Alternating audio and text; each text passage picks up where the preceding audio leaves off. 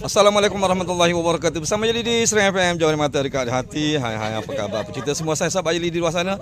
Seperti biasa Jeli sentiasa mendoakan agar semua ciri-ciri happy sama walafiat dan sentiasa dirahmati Allah Subhanahu wa taala. Allahumma salli ala Muhammad wa ala ali Muhammad. Alhamdulillah akhirnya Jeli pada tengah hari ni, lebih kurang jam 1 tengah hari. Jadi sampai di checkpoint Gunung Stone setelah konvoi seramai 5 buah motor sahaja geng-geng Jeli yang tak jadi 4 motor, jadi hanya tinggal 5 motor pada pagi ini dan destinasinya adalah di sini iaitu di Gunung Stone Jelawan. Jeli melalui jalan Jeli daripada Kota Baru, Tanah Merah Jeli dan ke Dabung di Gunung Stone. Selepas ini Jeli akan balik menggunakan jalan Sungai Sam, Kuala Kerai dan terusnya Kota Baru. Okey, kita sama-sama saksikan panorama di checkpoint Gunung Stone. Jom. Itulah dia jalan naik ke checkpoint Gunung Stone, satu port untuk mengambil panorama di berlatar belakangkan Gunung Stone, air terjun yang tertinggi di Asia Tenggara. Inilah dia. Dia punya nama Gunung Stone diberikan satu sudut untuk bergambar dan satu nama Gunung Stone terpampang.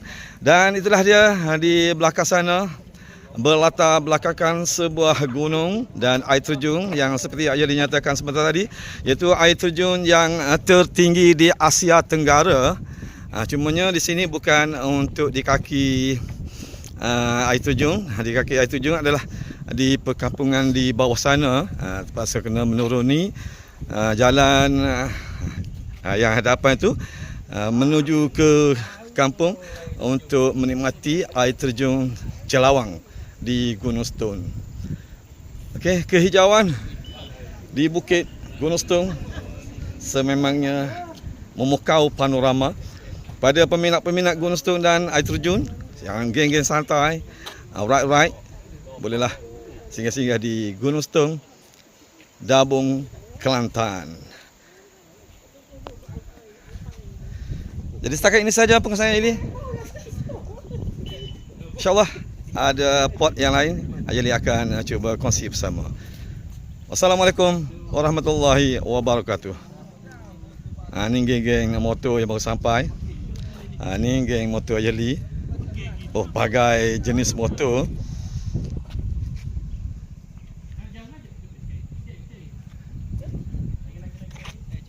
Okey, sedikit perkongsian informasi mengenai air terjun Jelawang di Gunung Stone. Air terjun Jelawang merupakan sebahagian daripada Sungai Jeri yang mengalir daripada Gunung Ayam dan Gunung Stone yang bertemu di Last Waterfall sebelum mengalir menjadi air terjun ini. Ia dikatakan air terjun tertinggi di Asia Tenggara dengan ketinggian lebih 300 meter. Terdapat 9 puncak keseluruhannya di kompleks Gunung Stone, iaitu Gunung Stone yang setinggi 1420 meter, Gunung Ayam 1504 meter, Gunung Tera 1555 meter, Gunung Saji 1248 meter, Gunung Kop 1240 meter, Gunung Bahar 1450 meter, Gunung Birut 1380 meter, Gunung Nyelik 1345 meter dan Gunung Cik Tahir 1430 meter. Antara aktiviti yang sering dijalankan di kawasan ini adalah pendakian ke Gunung Bahar, Gunung Ayam dan Gunung Stone atau dikenali sebagai pendakian BAS. Terdapat juga mereka yang mendaki ke semua 9 puncak yang biasanya mengambil masa dalam 12 hari. Pendakian perlu melalui jurupandu yang berlesen di bawah Jabatan Perhutanan Negeri Kelantan atau Malim Gunung Perhutanan. Selain itu, pendakian melihat sunrise atau awan kapet juga boleh dilakukan secara balik hari sahaja di Kem Bahar, sebuah tapak perkemahan 400 meter di atas paras laut.